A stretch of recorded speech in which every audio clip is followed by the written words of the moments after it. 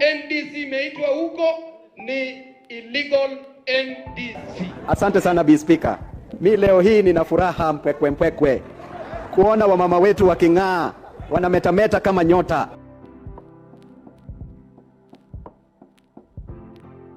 Hi and welcome to our podcast. Today we spotlight a man who has become one of Kenya's most talked about political figures. A leader admired by many, criticized by others, but impossible to ignore. From his humble beginning, the halls of parliament, Babu Owino's journey is a story of resilience, ambition, controversy, and determination. Known for his fearless speeches, strong connections with the youth, This is the only NDC that we have, and an apologetic approach to politics, he has consistently remained at the center of national conversation. Who is this man behind the headlines? What drives his passion for leadership? And how has he shaped Kenya's political landscape? Stay tuned as we unpack the life, the legacy, the achievements, and the challenges and the future aspiration of Babu Owino. This is a story of power, perseverance, and pursuit of change. Welcome to the show. This person, politician, lawyer in Babu Owino, is an excellent personality and perhaps destined to lead, or his leadership was predetermined for greatness. The crankum nature that the government is trying to portray very commanding in bad light because of its failure. Spanning from his childhood to university, his life has been dominated by leadership roles.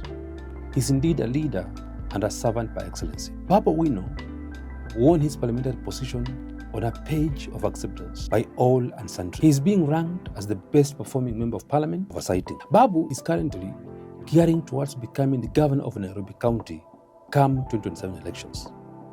Going by his rising star in development, an unmatched appeal to the people across the country confirms his suitability to become the next governor for Nairobi. At my position of analysis, Babu Owino as a politician, a lawyer, and a person, he has my support, he has my vote. If at all, he will vie for this governorship position. However, in any venture, be it social, be it spiritual or political, it is dependent on certain factors which I would like to examine as we await for Babu's next move. Number one is the political party.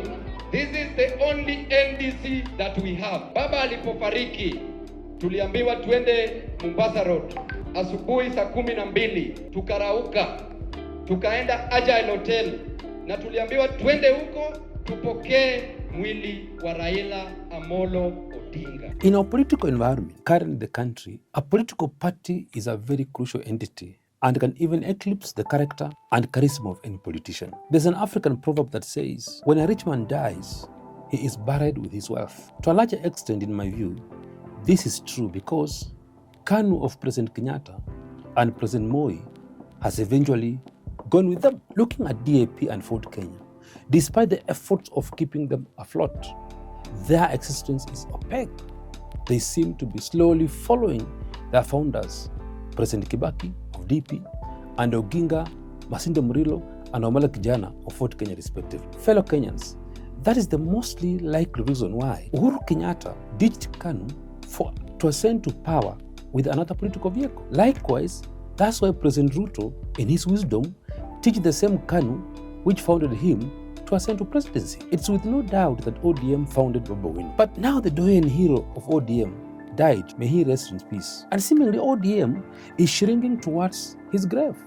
A clear justification of the African proverb, ODM is rapidly shifting towards Luo Nyanza, and that is inevitable. So do you think, in your own opinion, Babu Owino, being the Nairobi best politician, which is populated by people from across Kenya, should he ditch ODM for another party for him to realize his political dream? In the comment section, let's engage.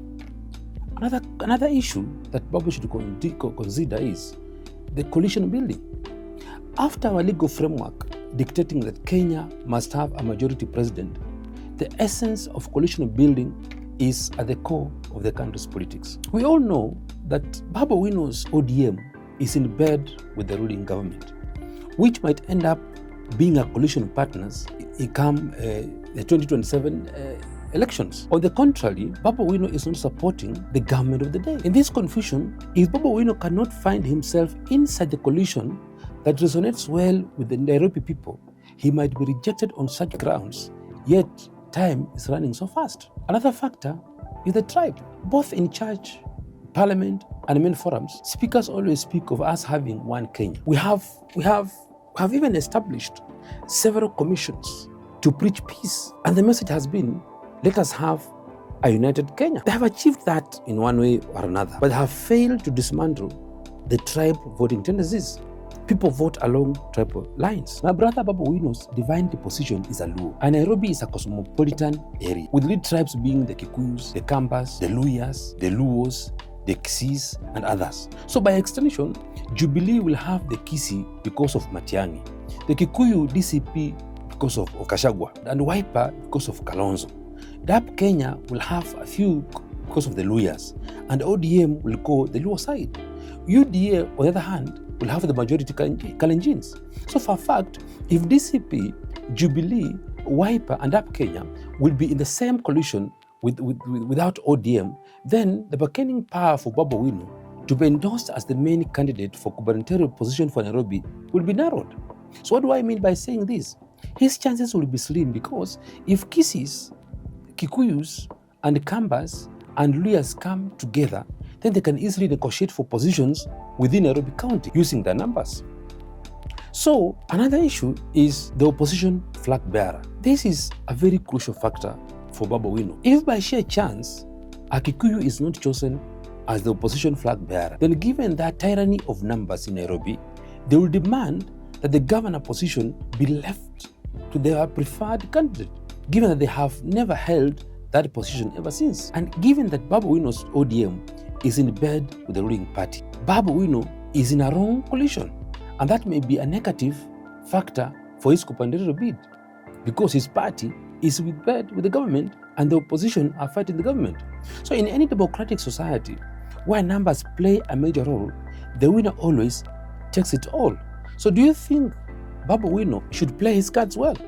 Because at the moment, ODM is with the government. Babu Owino is with the opposition. So if these have to come together, he has no choice, because him without ODM there, they cannot consider him to be given that position. Another factor is the Gen Z. This is a wonderful voting bloc in our current generation. They are aggressive, they understand what they want and which direction they want to take. Babu Owino represents generational change where the majority are the Gen Z. Do you think in this height of politics, tribal and party emotions will play a major role on the Gen Zs than the stronger push for generational change? To every young person listening, never let your background determine your future. Education, hard work, courage, and faith can change your story. Keep believing in yourself, keep pushing, and never give up on your dreams. Thank you for listening, and may God bless you all. Remember to subscribe, like, and share this content. I rest my case.